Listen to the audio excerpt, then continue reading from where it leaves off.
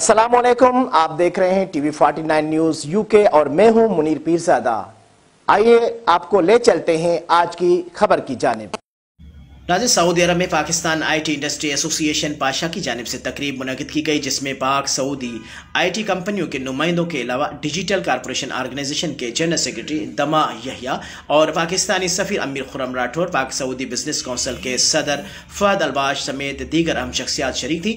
दारुल हुकूमत रियास में मुनक़िद तकरीब में पाकिस्तान आईटी इंडस्ट्री पाशा के chairman Mohammad Zuhaib Khan, ministry of IT and telecom के मेंबर सैयद जुनैद इमाम का मीडिया से गुफ्तगू करते हुए क्या कहना था, आइए जानते हैं टीवी 49 न्यूज के ब्यूरो चीफ सऊदी अरब राना अजीम किस रिपोर्ट में। इसमें पाशा ने फर्स्ट टाइम ये एक्टिविटी आउटसाइड पाकिस्तान कर रही है।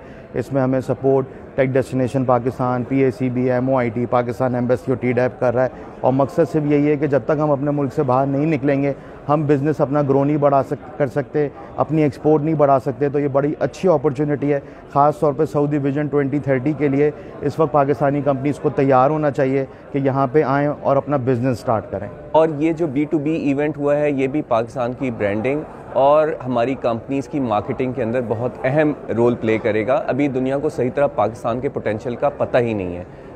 इन इवेंट्स से हमारा पर्पज़ ये है कि दुनिया को ये रियलाइज़ करवाएं कि पाकिस्तान का जो ह्यूमन टैलेंट है वो क्या प्रोड्यूस ऑलरेडी कर रहा है और उसके अंदर क्या पोटेंशियल है प्रोड्यूस करने का।